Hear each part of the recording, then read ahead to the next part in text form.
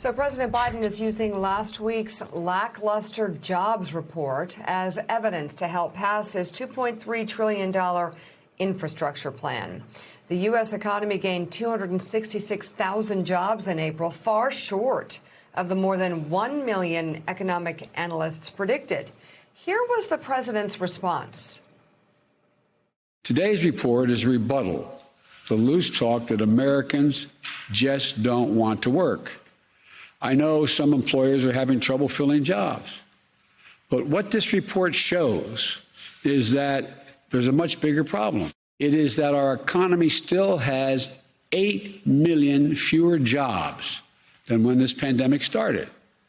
The data shows that more workers are looking for jobs, and many can't find them.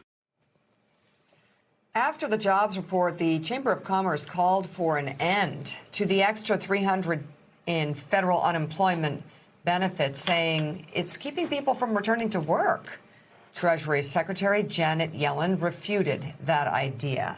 It's interesting, Joe, because there seems to be a real opportunity for a lot of people to work, and yet they're not coming out. Those numbers were stunning. Well, and you and I have heard from people. And Steve Rattner, I don't know about you, but we've heard from, I've heard from a couple of very, very liberal Democrats who own restaurants who have told me, well, I just can't get workers. I voted for Biden, and yes, I'm glad the relief package passed, but you know, the $1,400, the $300 supplemental unemployment insurance, I can't get workers to come in. And this is something we even heard last summer with a more modest relief package from last summer, where we had people in the sort of travel and leisure and the hospitality areas of the economy could not get workers in because they had received federal benefits. And again, I know this isn't the case with everybody that receives those benefits, and I'm glad people are receiving those benefits.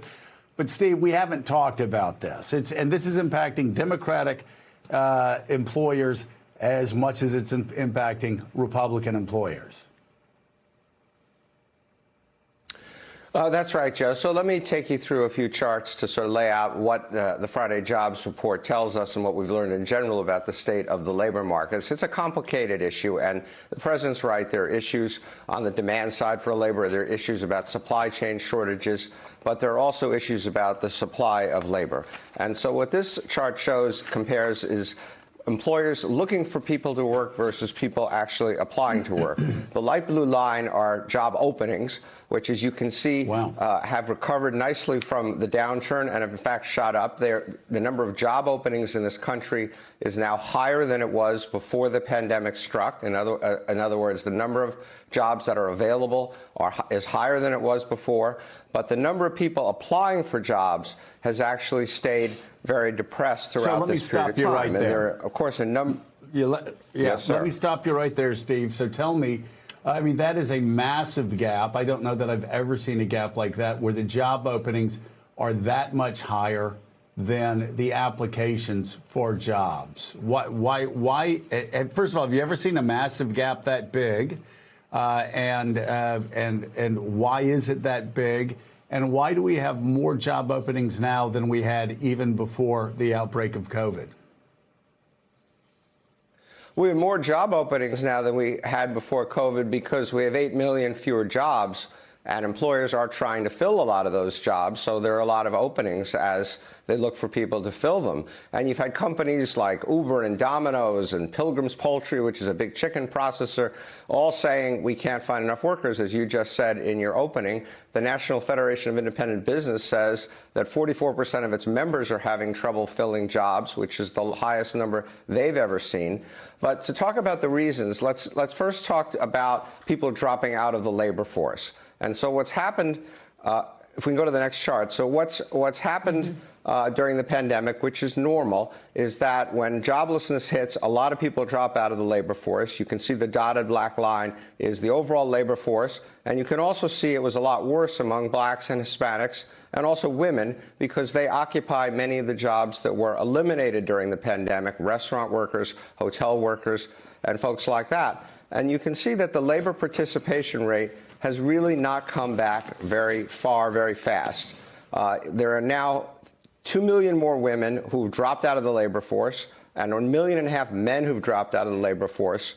So the labor force as a whole is 3.5 million people smaller than it was before the pandemic. These are not people who dropped out to collect unemployment insurance. They're not collecting unemployment insurance. We'll get to that in 1 second. These are people who dropped out maybe because they're baby boomers like me and they decided they'd worked long enough. It's time to call it a day. They may be people who have kids at home and they have childcare problems and they can't work, so they're not out there looking to work. And the consequences have been very high. We have black unemployment up to 9.7% compared to 3.6% before the pandemic. But part of it is that, as I said, that there's a supply of labor problem in terms of people out of the labor force, not because of unemployment, but simply because, for one reason or another, they don't want to work. But we can turn now to the next chart, and we can get right to your point, Joe, about the effects of unemployment insurance on work. Now, we don't know. There's no way to study who's actually not working because of the unemployment insurance and so forth. But what we can look at is the comparison between what a worker gets on unemployment versus what a worker gets by working. This happens to be for the state of Pennsylvania because these benefits are all calculated state by state. And so what you can see on the left is for a minimum wage worker, and Pennsylvania doesn't have a special, its own minimum wage, so it uses the $7.25 federal. A worker who was earning the minimum wage would collect $11.23 per hour on unemployment. And then you can see a number of professions across here where the amount of unemployment is either larger than the median wage or very close to it. Everything from dishwashers, hotel clerks, preschool teachers, light truck drivers, and so forth. And then if you look at the right, you can see that the median wage in Pennsylvania of $20.08 an hour is not that far above the $17.78 an hour that you get on unemployment. I would also mention in this context that we have sent out a lot of stimulus checks, and that has also put money in people's pockets and may lead them to feel like, I don't really need to go back to work right at this moment. Look, I don't want to overstate this. I don't want to claim this is the entire answer to the issue of how many jobs are out there, but it is a much debated subject among economists, and it's very hard to see how it doesn't play some role in the overall picture that we're looking at.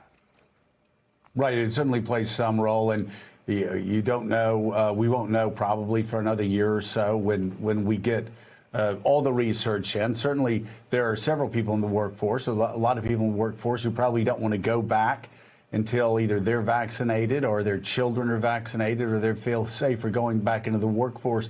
But all that being said, Jonathan Lemire, this is an issue that's been talked about not just among Republicans, but among Democrats and quite a few Democratic economists. I want to put this chart back up that was just up a second ago.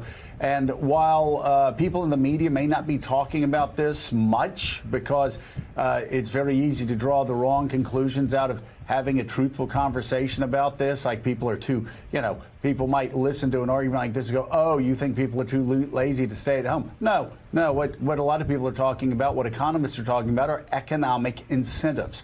And while people in the media don't want to talk about this, you look at the first 1, 2, 3, 4, you look at the first 4 categories there, and I guarantee you Republicans are going to have charts like this. They're going to circle it, and they're going to say that Joe Biden made it easier to stay home and collect unemployment than to go out and work.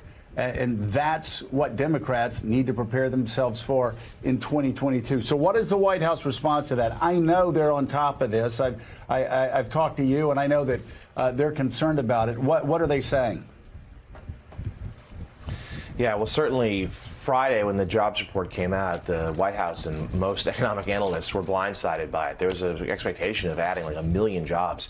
And of course, got nowhere near that. And we heard from the president on Friday. He's going to speak again today on this very subject. And he's going to continue to make the case that this shows the need for more federal intervention, that people aren't safe and they're taking people aren't feeling comfortable to go back to work and they need some help.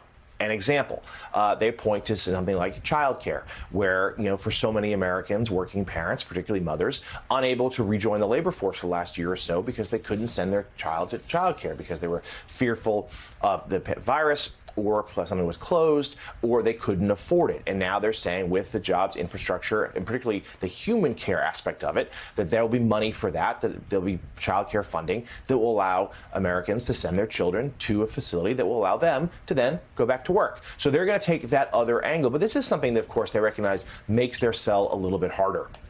As you said, Republicans spent the weekend already sharpening their talking points about exactly this, saying that the aid is too great. There's no need for another big package like this. It's too much in the way of spending. And this is going to be a vital week on this. And it's all connected because we use shorthand of the infrastructure plan from the president, but it's much, much bigger than that. It is a reshaping of how the government interacts with its citizens. There's so much money behind it. It's infrastructure, it's jobs, it is that human child and family care. And this is the week where the White House is going to have a couple of very key meetings on it. Biden's first meeting with the Big Four, which includes the Republican leadership, his first face-to-face with Mitch McConnell and Kevin McCarthy since taking office. That's Wednesday. And then on Thursday with a group of Republican senators that they feel like if there is any hope for a compromise to get at least part of this done, the hard angle aspect of the deal, bridges, roads, highways, it would be with those Republicans, and then maybe a Democratic-only vote down the road for that human health and family care aspect of it. But Hey, thanks so much for watching our YouTube channel. You can follow up on today's top stories and breaking news, or catch up on your favorite MSNBC shows all in one place. Download the NBC News app today.